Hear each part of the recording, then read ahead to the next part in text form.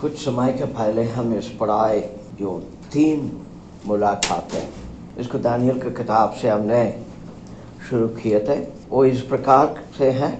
Daniel उन दिनों के राजाओं के साथ में जो मीड और पर्शिया के राजा लोग हमला करने के पहले कल्दी के जो राजा लोग थे उनके साथ में कुछ ऐसे अवसर पर मुलाकातें हुई। वो 3 मुलाकात बहुत शिक्षाओं को हमें आत्मिक रीति से वचन से देता। इन 3 मुलाकात में 3 ऐसे विभिन्न विषय जो परमेश्वर के बारे में हम जान सकते हैं करके हम देख रहे थे। नंबर 1, परमेश्वर जो सारी बातों को प्रकट करता है, जो मनुष्यों के समझ और उनके दिमाग या उनके याद में भी समझ नहीं सकता, उस सारे बातों को, गुप्त या रहस्य बातों को प्रकट करता है। और परमेश्वर सारे आदर, महिमा और प्रशंसा के योग्य है। और तीसरा, परमेश्वर सारे चीजों के न्याय करता है। ऐसे ये 3 विषय हैं। इसमें से हमने पहले विषय को देख चुके हैं। अब दूसरे विषय में हमने देखने के लिए पिछली बार शुरू किए थे, वो है सारे महिमा आदर की योग्य परमेश्वर वही है। इस संदर्भ में हमने दानियल के 4 अध्याय से कुछ ऐसे बातों को देखना शुरू किया था। दानियल के 4 अध्याय के 1 से 3 पद को पढ़िए। नबूकदनेस्सर राजा की ओर से देश देश और जाति जाति के लोगों और भिन्न भिन्न भाषा बोलने वाले जितने सारी पृथ्वी पर रहते हैं, उन सबों को यह वचन मिला, तुम्हारा कुशल क्षेम बढ़े। मुझे यह अच्छा लगा कि परमप्रधान परमेश्वर ने मुझे जो जो चिन्ह और चमत्कार दिखाए हैं उनको प्रकट करूं। उसके दिखाए हुए चिन्ह क्या ही बड़े और उसके चमत्कारों के क्या ही बड़ी शक्ति प्रकट होती है। उसका राज्य तो सदा का और उसकी प्रभुता पीढ़ी से पीढ़ी तक बनी रहती है। ये 3 पद को जब हम पढ़ते हैं, एक सवाल हमारे मन में उठेगा। वो ये है कि नेबूकदनेस्सर राजा उस जमाने के सबसे प्रसिद्ध सामर्थ्यशाली और उनकी तरह एक राजा इस पृथ्वी में उस जमाने में नहीं थे। और वो कुछ बातों को यहाँ पर कबूल करता है एक गवाही के रूप। और वो क्या बात है, ये गवाही या ये कबूल किस तरीका से, किस हालात पर किया गया है, उस घटना को हम 4 पद से इस अध्याय में देखते हैं। पर पहले 3 पद तो दानियल की किताब में लिखा हुआ है। और इस बातों को लिखने के तरीका से पता होता है कि राजा ने कही हुई बातों को या अपने देश में हुए जो आज के रिकॉर्ड्स कहते हैं, उस पर जो लिखकर छोड़े हुए बातों को उसने यहाँ पर उल्लेख किया। यहाँ पर इस बात को ये 3 पद में हम देखते हैं। ये मैंने उचित समझा है कि सबसे ऊंचा परमेश्वर के सारे अद्भुत काम और उनके चिन्ह जिस प्रकार से मेरी तरफ किया है, उससे मैं आप सभी लोगों को बताना चाहूँ। इसके पहले 2 बार उसकी जुबान से निकली हुई गवाहियाँ थी, मगर उस पर वो कितना अपने दिल से समझकर इस बातों को कबूल किया, ये हम इस 4 अध्याय को पढ़ने से समझ सकते हैं। विश्वासियों के अंदर भी ऐसी एक कमजोरियां रहता है। प्राय सच्चाई को सुनते हैं, सच्चाई को पढ़ते हैं, सच्चाई को देखते भी हैं और उसके बारे में हम ऐसी बातें कहते भी हैं, वो दिल से निकली हुई बात जैसे होता। मगर यदि वो दिल से निकली हुई बात या हमारे दिल और दिमाग को छुआ है तो, या उसके असर हमारे जीवन में हुआ है तो वो निरंतर रूप से रहना चाहिए, मगर वो नहीं रहता। ये समस्या प्राय सभी के अंदर है, फिर भी हम लोग इसको ध्यान नहीं देते। बहुत समय परमेश्वर हमारे जीवन से इसी तरीका से संपर्क करते हैं ताकि हम उनकी सलाह को समझें और जानें। मैं बहुत समय में बहुत जब देरी हो जाता है उसके बाद में ही इसका असर हमारे जीवन में आता है। इसके जीवन में भी ऐसे ही है। 4 पद में इस बात को लिखता है कि उसको पढ़िए। 4 पद, 4 का 4। मैं नबूकदनेस्सर अपने भवन में चैन से और प्रफुल्लित रहता था।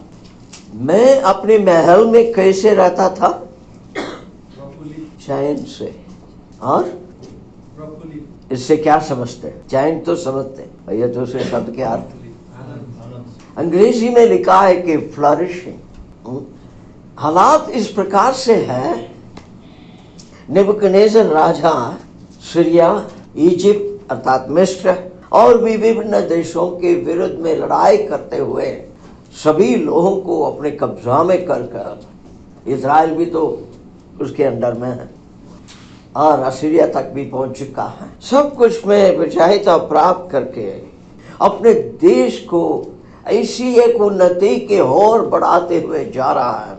चारों तरफ से शांति।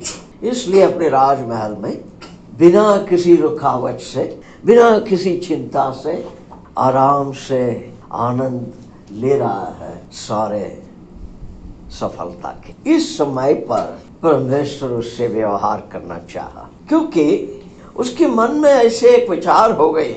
जब से दानियल ने वो पहला स्वप्न के अर्थ को बताया, एक तरफ से हकीकत के रूप से विजयता में है और दूसरी तरफ से परमेश्वर इस बात को उन्हें प्रकट किया है कि तुम इस संसार के आने वाले सभी राष्ट्र के सबसे ऊंचे जो योग्यता, मतलब परमेश्वर के सामने योग्यता में नहीं, संसार के सामने एक उत्तम उन्नति का देश। जैसे हमने सुलेमान राजा के समय पर पढ़ते हैं कि सोना जो है पत्थर की तरह, मतलब उसके मूल्य इतना कमती हो गए थे कि प्रशस्त पा सकता था। उस तरीका के एक ऊंचे स्थान पर शान से है करके उसको जब दिखाया तो मन के अंदर गमन बढ़ते गया। ये विश्वासियों के जीवन में भी होता। एक तरफ से आत्मा बचता है, व्यक्तिगत में हो या परमेश्वर के सेवक लोग हो, और दूसरे तरीका से उस काम की उन्नति के लिए आर्थिक रीति से भी सहायता बहुत होते हुए आएगा और वहां ही उसके कमजोरी को फायदा उठाते हुए शैतान अपना काम करना शुरू करेगा। इसलिए नीति वचन में सुलेमान ने अपने जीवन के अनुभव से इस बात को लिखा है कि जब उन्नति के ओर जाते हो उसे तुझे नम्र बनाना चाहिए, मगर यदि घमंड आ गया तो अंधकरण में समझो विनाश आने वाला है। सुलेमान की सलाह है, क्योंकि उसने देखते रहा इस बात को, वो किस ऊंचा स्थान पर था और वहां से किस प्रकार से कदम कदम से गिर रहा है, देख रहा हो। इसलिए उसने लिखा है कि अपने पिता की बातों को सुनो मेरे बेटा। यही यहाँ पर हालात है। और परमेश्वर ने जब इस बात के इस सत्य को उसको समझाना चाहा, इसलिए हम 5 पद में पढ़ते हैं कि उसको एक स्वप्न आए और उससे देख करके भूला नहीं, याद है, मगर डरने लगा और मन में बहुत संकट को पैदा कर दिया, अशांति को लेकर आया। ये कौन से ऐसे एक स्वप्न है हम जानते हैं। और उसने क्या किया, अपने सारे राज दरबार के सारे बुद्धिमान लोगों को बुलाया, सबको इस बात को बताया, मैं किसी ने भी इसके अर्थ को समझा नहीं सका। पवित्र आत्मा कुछ बातों को ऐसे जब वचन में लिखता है, उसको बार बार पढ़ने से ही उसको गहराई को हम समझ सकते। मतलब अफसोस की बात यह भी है कि कभी कभी ये भाषांतर करने में जिस पीढ़ी के लिए किया जाता है उनको समझाने के लिए करके उन शब्दों की गहराइयों को कमजोर करा देते हैं। इस कारण से उसका गंभीरता समझ में नहीं आती। यहाँ पर हम पढ़ते हैं, 8 पद को पढ़िए। निदान दानियल मेरे सम्मुख आया, जिसका नाम मेरे देवता के नाम के कारण बेलतस्सर रखा गया था और जिसमें पवित्र ईश्वरों की आत्मा रहती है, और मैंने उसको अपना स्वप्न यह कहकर बता दिया। दोबारा उस शुरुआत को पढ़िए। निदान दानियल मेरे सम्मुख आया। कौन दानियल? अंत में दानियल। हाँ? अंत में दानियल। अंत में। अंग्रेजी बाइबल में इस प्रकार से ट्रांसलेट किया है जो मैं पढ़ता हूँ। बट ऐसे शुरू होता है बात, उसके बाद में एट द लास्ट, मतलब उसको पहले बुलाया ही नहीं है। राज दरबार में अपने मर्जी से कोई नहीं आ सकता है जब तक राजा बुलाएगा नहीं, कितने भी बड़े आदमी हो। जिन लोगों को दावत दिया जाता है, आइए इकट्ठा हो जाइए, हमसे बात करना, आपसे हम बात करना, तब वही लोग आ सकते हैं। दूसरे लोगों को जब बुलाया जाता है तब आए। अंत में दानियल को बुलाया, उसने अपने पहले स्वप्न से शिक्षा को सीखा नहीं है। यही एक व्यक्ति है जो मेरे सारे बातों को सलाह, मतलब उसका सुझाव उसके पास में है। मगर उसके हालात से देखेंगे तो उसको दोष नहीं दे सकते हैं, क्योंकि हमेशा हम विश्वासी भी ऐसे ही हैं, है कि नहीं? जो समस्या हो जाता है सबसे पहले किससे हम सलाह करते हैं? विचार करके देखिए, हमारे उम्र के जैसे लोग हैं उनसे पहला सलाह करते हैं। उसके बाद में जो जिसको हम नजदीक समझते हैं उनसे, उसके बाद में शायद कलीसिया के प्राचीन लोगों से सलाह करेंगे। अंत में यहाँ सलाह करना शुरू करेंगे, है कि नहीं? यह हकीकत है, हम सभी के अंदर एक कमजोर है। क्योंकि साधारण रीति से देखें तो ये सारे जो कदम कदम से इनमें सलाह करते गए हैं, ये सब सलाह से कुछ बातें हमारे मनपसंद की होती है, कुछ सलाहें हमारे मनपसंद की नहीं होती है, और उसके साथ साथ में हमारा विवेक के अंदर हमें परमेश्वर ने एक बड़ी आशीष दिया है कि पवित्र आत्मा को रखे हैं हमारे आत्मा में, वो निवास कर रहे हैं।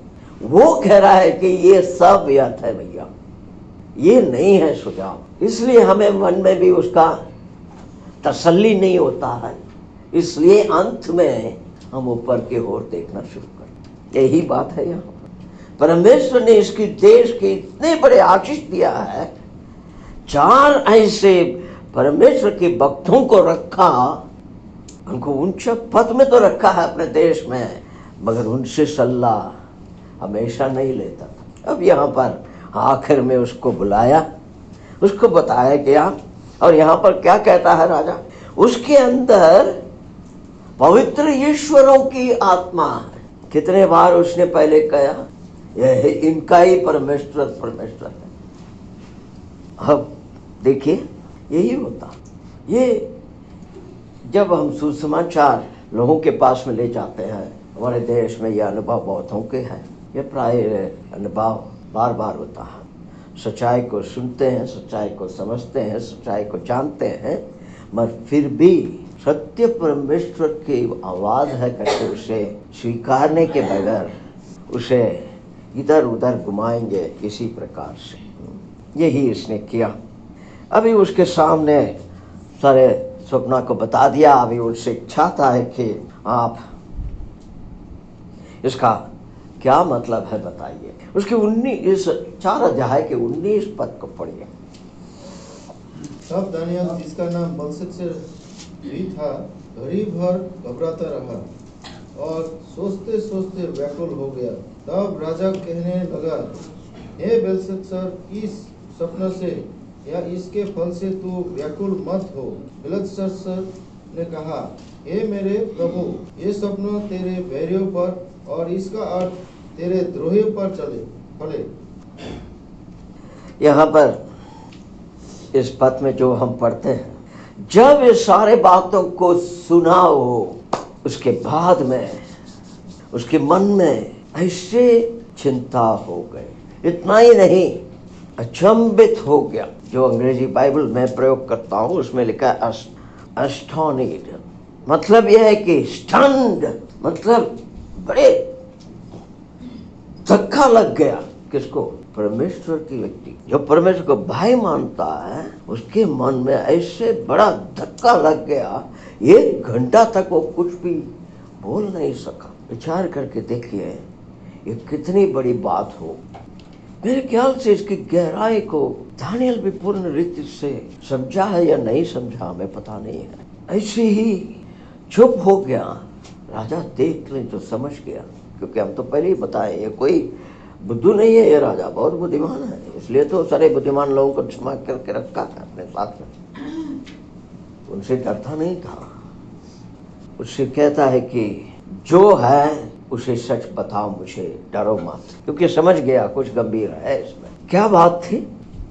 यहाँ पर 24 पद को पढ़िए, 4 अध्याय का। ये राजा, इसका फल जो परम प्रधान ने ठाना है कि राजा पर घटे, वह यह है, परमेश्वर की ओर से यह नियुक्ति किया हुआ न्याय है, ये आपके ऊपर आया। हम 19 पद के अंत में पढ़ते हैं। हमने पिछली बार इस बात को देखे थे, मैंने बताया था राजा के प्रति कितना प्रेम था। इसको बंधुआई में लेकर आया था, मगर फिर भी परमेश्वर के किए हुए काम को स्वीकार कर उसे ये राजा अपने देश में ऐसे स्थान पर रखा, उसके प्रति ये आभारी भी है। ये पिछली बार मैंने समझाया था, मनुष्यों को जब प्रयोग किया जाता है, वो लोगों के द्वारा परमेश्वर के आशीष, उनके अनुग्रह के द्वारा हमारे ऊपर जब प्राप्त होता है, तो यह सिर्फ परमेश्वर से पाया हुआ है करके घमंड से जिसके द्वारा आया है उसे लापरवाही नहीं करना चाहिए। क्योंकि यदि परमेश्वर उसे प्रयोग कर सकता, तो यदि उसके लिए हम प्रार्थना करें तो उसको परमेश्वर बदल भी सकता, परिवर्तन भी हो सकता है उसके जीवन में। अर्थात आज की भाषा में कहें तो उसको उद्धार हो सकता, सत्य परमेश्वर का उपासना करने वाला बदल हो सकता, क्योंकि परमेश्वर की दी हुई इस अनुग्रह को उसने छुपाया नहीं, हमारे प्रति प्रकट किया। इसलिए वो कहता है कि आपके दुश्मनों के ऊपर ऐसे हो जाएं परमेश्वर राजा, मेरे हृदय मानता नहीं है, ये आपके ऊपर आया, क्योंकि दानियल के दोस्तों को भी तो उसने ऊंचा उठाया। क्या बात है? 25 पद को पढ़िए। कि तू मनुष्य के बीच से निकाला जाएगा और मैदान के पशुओं के संग रहेगा, तू बैलों की नाई घास चरेगा और आकाश की ओस से भीगा करेगा, और 7 युग तुझ पर बीतेंगे, जब तक कि तू न जान ले कि मनुष्य के राज्य में प्रधान ही प्रभुता करता है, और जिसे चाहे वह उसे दे देता है। 24 पद में उसने इस बात को उसने कहना शुरू किया है कि राजा, मैं जो अभी बता रहा हूँ ये आपके घमंड के कारण से आया। आप जो मन के अंदर घमंड रखे हैं ना अपने बारे में, जिसने आपको इस ऊंची स्थिति पर, इतने स्थान पर लेके आया है, उसको छोड़कर आपने अपने आप पर घमंड करने लगे। ये सब मैंने किया, मेरा है, मेरा देश है। विश्वासियों के अंदर भी ऐसे विचार होता है, मैंने किया है, मेरा परिवार है, ये मैंने हासिल किया है, ये मैं कर रहा हूँ, मैं। इसे हम स्वीकारें या नहीं स्वीकारें, हमारे अंदर ये इस प्रकार की कमजोरी है। इसी को लेकर के शत्रु हमेशा काम कराता है हमसे, कह रहा है कि ये आपके घमंड के कारण से आई हुई परमेश्वर की ओर से न्याय। क्या न्याय है? आप जो है ये राजमहल को छोड़कर मैदान में जाने वाले हैं। भैया विचार करके देखिए, ऐसी बातें, ये तो बहुत बड़ी बात है। बहुत ऐसी छोटे बातों को ले लो, एक एल्डर के विरुद्ध में कोई विश्वासी, साधारण एक नौजवान बोल सकता है कलीसिया में, बस तूफान उठेगी। मगर ये उस जमाने की सबसे बड़ा राजा के सामने कहता है कि आपको राजमहल से बाहर जाना पड़ेगा, मैदान में जानवरों के साथ में आप रहने वाले, जैसे गाय बकरी चल रहा उस तरीका से आप अपने जीवन को गुजारने वाले हो। उन्हीं की तरह आप घास खाओगे। आपके लिए वस्त्र होगा या नहीं होगा, वस्त्र के लिए आप फिक्र करेंगे नहीं करेंगे, कुछ नहीं है। यही तो कह रहा है कि यहाँ पर आकाश से आती हुई द ड्यू ऑफ हेवन आपको गीला करेगा। जैसे जानवर लोग बाहर रहते हैं, सुबह सुबह सब चमड़ी सब गीला हो जाता है, इस तरीका से तुम रहने वाले हो। कभी विचार कर सकता ऐसे होगा एक व्यक्ति को? मतलब आप अपने दिमाग को खो बैठने वाले हैं। आपके सारे जीवन जानवर की तरह होगा, और मनुष्य के भोजन भी आप नहीं करोगे, जानवर की तरह घास ही खाने वाले हैं। और ये कितना समय होगा? पढ़िए। 7 युग मतलब क्या है? 7 पुस्तक। उसको थोड़ा अर्थ समझना है।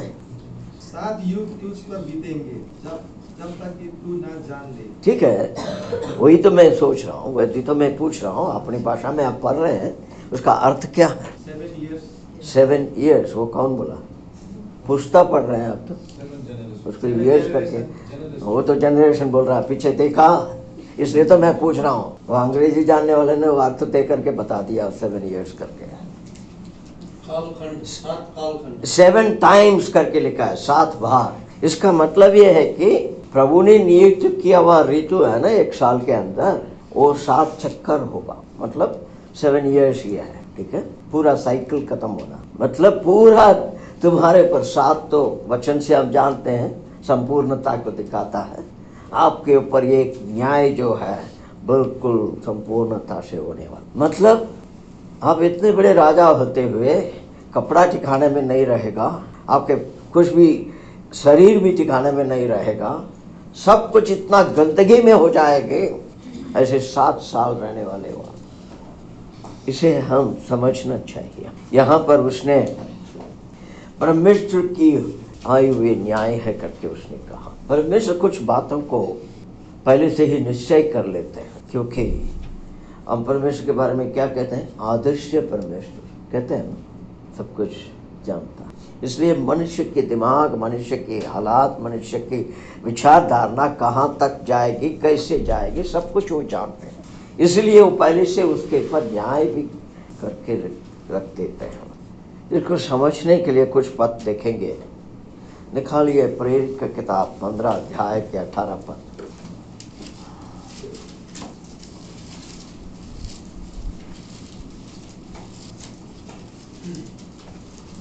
प्रेरित 15 अध्याय के 18 पद। यह वही प्रभु कहता है जो जगत की उत्पत्ति से इन बातों का समाचार देता आया है। एफेसी 1 अध्याय के 4 पद। जैसे उसने हमें जगत की उत्पत्ति से पहले उसमें चुन लिया कि हम उसके निकट प्रेम में पवित्र और निर्दोष हो। परमेश्वर ने अपने आदर्श गुण के कारण से जब सुसमाचार एक व्यक्ति के हृदय में काम करेगी और उस काम के प्रति वो समर्पण होकर के जब परमेश्वर के अगुवाई को मानकर उनके पीछे चलता है, तो वो कैसे परिवर्तन होते हुए रहेगा, ये हम समझ नहीं सकते। उनकी तरफ से दिखने से ये बातें पता होगी। बिल्कुल अंधकार से भरे हुए व्यक्ति, उनके विचार, उनकी क्रिया, सब कुछ जो है अंधकार से ही भरा हुआ है, और उसे ज्योति पर रखने से कैसे वो सारी चीजें निकल जाते हुए जाते हैं, उसे परमेश्वर समझ सकते हैं, जानते हैं। इसीलिए ऐसे परिवर्तन में आने वाले लोगों के लिए उन्होंने नियुक्त करके रख दिया, ये लोग पवित्र होना चाहिए।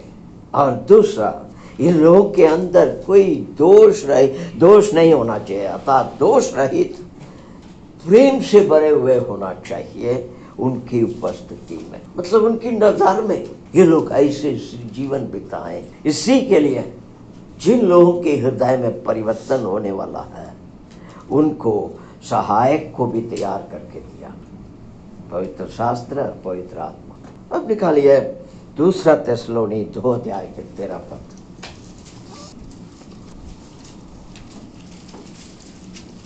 हे भाइयों और प्रभु के प्रिय लोगों, चाहे कि हम तुम्हारे विषय में सदा परमेश्वर का धन्यवाद करते रहे, क्योंकि परमेश्वर ने आदि से तुम्हें चुन लिया कि आत्मा के द्वारा पवित्र बनकर और सत्य की प्रतीति करके उद्धार पाओ।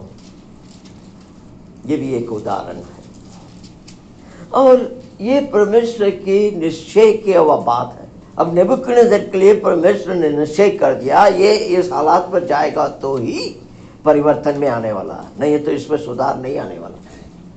तो भाई ने रोटी तोड़ने के पहले अय्यूब की किताब के बारे में बता रहे थे। परमेश्वर के खास उद्देश्य था, इसके द्वारा मैं कुछ करने वाला हूं इसके जीवन में।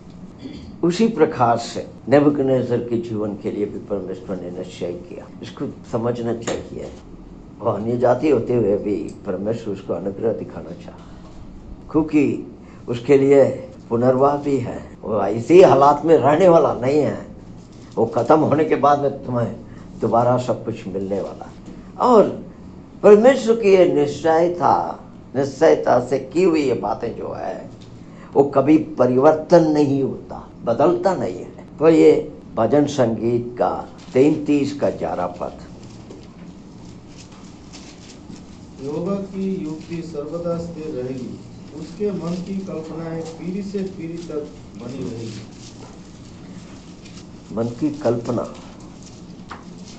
दूसरा भाषांतर में कैसे लिखा है कि यहोवा की युक्ति सर्वदा स्थिर रहेगी, उसके मन की कल्पना नहीं, दूसरा नेपाली में क्या लिखा? परमप्रभुको सल्लाह सदा सर्वदा स्थिर रहन्छ, उहाँको मनका विचारहरू हाँ। पुस्तासम्म स्थिर रहन्छ। कल्पना नहीं है, मन की विचार। ये बहुत बड़ी बात है, ये हमेशा के लिए उनकी मन की विचार, ये हकीकत है, पीढ़ी पीढ़ी तक प्रकट होते आ रहा। उनकी मन की विचार वो कभी बदलता नहीं है। हमने पुराना नियम में बार बार इस बात को पढ़े हैं कि मैं तो की हुई वचन को पालन करने वाला प्रभु परमेश्वर हूँ, मैं करार को पालन करता हूँ, मैं बदलता नहीं हूँ। इसलिए जब उन्होंने कहा मैं हर किस तुझे नहीं छोड़ूंगा करके, वो कभी नहीं छोड़ने वाला। इसलिए उनकी दी हुई प्रतिज्ञाएं सच्चाई है और वो कभी बदलता नहीं है।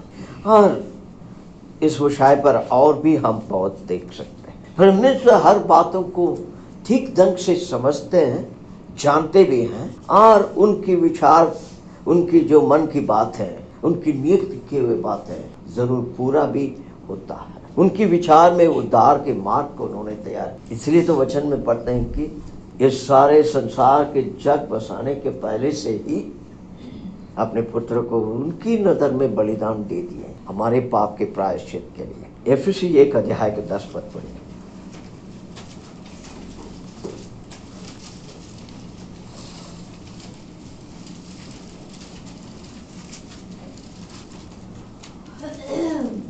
समयों के पूरे होने का ऐसा प्रबंध हो कि जो कुछ स्वर्ग में है और जो कुछ पृथ्वी पर है, सब कुछ वह मसीह में एकत्र करे। जो मनुष्य ने आज्ञा को उल्लंघन करके पूरे चीजों को उसने गवा दिया, नेपाली में लिखते गुमा दिया, उसी सब अभी मनुष्य का प्रतिनिधि होकर के जो क्रूस पर मरा है, उन क्रिस्त में उस सारे चीज को इकट्ठा करके उन्हीं के अंदर सारी चीजें रह करके उन्होंने निश्चय किया और वो पूरा हुआ है क्रूस के बलिदान के द्वारा, पुनरुत्थान के द्वारा। क्योंकि उनकी निश्चय किए हुए बात कभी भी परिवर्तन भी नहीं होता है, कभी भी वो रद्द भी नहीं होता, वापस नहीं लेते हैं।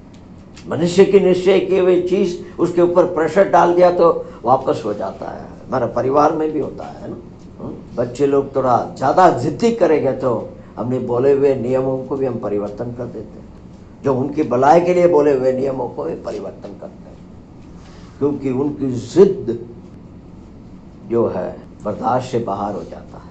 मगर परमेश्वर ऐसा नहीं है, उन्होंने सब कुछ विचार करके ही, समझते ही निश्चय करते हैं और उसके कभी परिवर्तन होने की संभावना नहीं है। एफएसी 2 अध्याय के 10 पद, ये सब हमारे जाने हुए पद है। क्योंकि हम उसके बनाए हुए हैं और मसीह यीशु में उन भले कामों के लिए सृजे गए जिन्हें परमेश्वर ने पहले से हमारे करने के लिए तैयार किया। इसलिए तो लिखता है कि हमने पहले उनसे प्रेम नहीं किया, उन्होंने सबसे पहला हमसे प्रेम, उस प्रेम के कारण इस प्रकार से हमारे भविष्य रहे, अनंतता रहे करके उन्होंने निश्चय करके हमें मसीह यीशु के द्वारा परिवर्तन करा के, जैसे 2 कोरिन्थ में पढ़ते हैं, एक नया सृष्टि बनाया है। ऐसे और भी पते हैं, हम देख सकते हैं। और दूसरा, परमेश्वर के जो उनकी नियुक्त किया हुआ चीज है, न्याय भी हो या जो भी है, वो हमेशा भला को ही उत्पन्न करता है। इट इज प्रोडक्टिव, अंग्रेजी में कहें, बहुत ही लाभदायक, अर्थात कार्यशील होता है, इफेक्टिव, प्रोडक्टिव। और जो परमेश्वर ने अपने मन में निश्चय किया इस प्रकार से हो, इसका अंत वो ही होगा। इसीलिए अब भाई अय्यूब का किताब से पढ़ाई ले रहे हैं, इसलिए मैं उस पर ज़्यादा नहीं बोलूँगा, क्योंकि उनको बोलने का जो विचार किया है उसके लिए मौका चाहिए। और ये सब क्यों है? उन्होंने यही चाहते हैं कि हम उनकी नजर में, उनकी उपस्थिति में नम्र बन जाएं। गलत कहाँ हुई आदम के जीवन में? परमेश्वर की कही हुई बातों को मानकर चलना था, मगर उसे एक छोटे से वक्त के लिए उसे बड़ा नहीं समझने के कारण से विपत्ति पूरा आ गई। इसीलिए ये सारे बातों से जब नेबुकदनेस्सर गुजर के जाएगा, उसके अंदर एक नम्रता, एक दीनता को वो उत्पन्न कराए, ताकि परमेश्वर के ज्ञान के ऊपर भरोसा करे। राजा ने क्या बोला? हाँ? ईश्वरों की आत्मा इसके अंदर है। किसके अंदर? दानियल के अंदर। मतलब तुम इतना समझते हैं तो तुम्हें बनाने वाला का ज्ञान पर तुम विश्वास करो, उसको तुम मानकर उसके पीछे चलो। यही वो चाहते हैं। इसीलिए उसके ऊपर न्याय हुआ और उसके अंत को हम देखते हैं। 7 साल में कितने प्रजा लोग उसके ऊपर हंसे होंगे, उसके हालात को देख करके। हम तो वचन में पढ़ते हैं, दानियल ने वो जब दाऊद राजा ने वो संतूक को ले आने के समय पर उसने नाचा तो उसका पत्नी उसके ऊपर प्रयास की। मगर ये इतने बड़े राजा अन्य जाति प्रयास करने के लिए शुरू कर दिया तो क्या हालत होती है, आप लोग तो जानते हैं ना। इतना निंदा को सहन कर दिमाग आउट हो गया। फिर बाद में हो जब राजमहल में आएगा तो परमेश्वर नहीं है तो उसको कोई आदर नहीं करने वाले। परमेश्वर के सामर्थ्य प्रकट नहीं होता तो कोई उसको मानने वाला नहीं है। मगर परमेश्वर ने उसे वापस लेके आए, उसने कबूल किया। स्वर्ग के परमेश्वर ही परमेश्वर। इस बातों को हम क्यों पढ़ते हैं कि हम परमेश्वर कितने आदर योग्य परमेश्वर, इसे हम समझना चाहिए। ये इतवार के दिन पर यहाँ पर जो जमा होते हैं, ये एक प्रणाली के रूप से नहीं होना चाहिए। हृदय में एक नई जो क्या कहते हैं स्पार्क को क्या बोलते हैं, चिंगार, उसको हर बार एक नए किस्म से होना चाहिए। इसके लिए मन को तैयारी करके आना, हमारे आत्मा को समर्पण के रूप से लेके आना, हमारे जीवन की सारे हिसाब किताब को उनके सामने मिलाकर उसको सेटल करके एक जो निर्मल आत्मा को साथ में लेकर के आना चाहिए। तब ये इतवार के स्वभाव में एक सच्चे आनंद, एक सच्चे उत्साह को हम देख सकते हैं। जब पुराने नियम से पढ़ते हैं तो इस बात को हम बार बार पढ़ते हैं। परमेश्वर यही चाहते हैं कि उनकी जन उनकी उपस्थिति में संगति करें और वो संगति आनंद से होना चाहिए। यही उनकी इच्छा है। वो आनंद जो आनंद हम समझते हैं वो नहीं है। एक अनोखा किस्म का आनंद है जिस पर बाकी कोई चीज मूल्य नहीं होती। प्रभु के लोग और प्रभु की उपस्थिति, यही एक अनोखा आनंद को मन में दी, एक उत्साह को देता, हमारा मसीह जीवन में सच्चे उपासना को उत्पन्न करता है। परमेश्वर में सहायता करें। अगली बार अब तीसरा मुलाकात को देखेंगे। परमेश्वर में सहायता करें। धन्यवाद।